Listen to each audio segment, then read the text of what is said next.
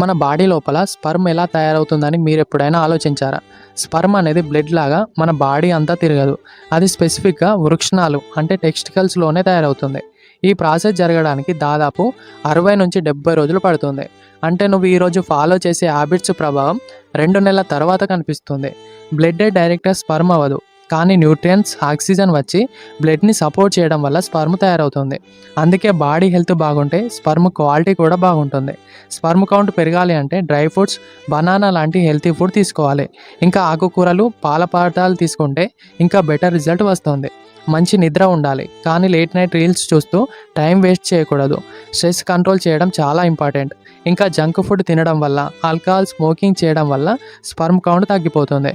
అందుకే ఈ రోజుల్లో చాలామందికి ఇలాంటి బ్యాడ్ అలవాట్లు ఉండటం వల్ల చిల్డ్రన్స్ పుట్టడం కూడా కష్టమైపోతుంది. ఇంకా ఇది కేవలం బాడీ విషయానికే కాదు, మైండ్కి కూడా ఎఫెక్ట్ చేస్తుంది. ఎందుకంటే హార్మోన్ ఇన్బ్యాలెన్స్ అయితే ఎనర్జీ, కాన్ఫిడెన్స్ కూడా తగ్గిపోతుంది. అందుకే ఒక సింపుల్ రియాలిటీ గుర్తుంచుకో, నీ బాడీలో ఉన్న ఎనర్జీని నువ్వు ఎలా యూజ్ చేస్తున్నావో అదే నీ ఫ్యూచర్ని డిసైడ్ చేస్తుంది. మన పురాణాల్లో కూడా చెబుతారు, శక్తిని కంట్రోల్ చేసే వాళ్ళే గొప్ప వాళ్ళు అవుతారని. అంటే మనం ఫిజికల్లీ, మెంటల్లీ ఎనర్జీని వేస్ట్ చేయకుండా గోల్స్ మీద ఫోకస్ పెట్టాలి. ఈ వీడియో నచ్చితే లైక్ చేసి మీ ఫ్రెండ్స్ అండ్ ఫ్యామిలీకి ఖచ్చితంగా షేర్ చేయండి. అలానే మరిన్ని ఇలాంటి యూస్ఫుల్ కంటెంట్ కోసం మన పేజీని ఫాలో అయిపోండి.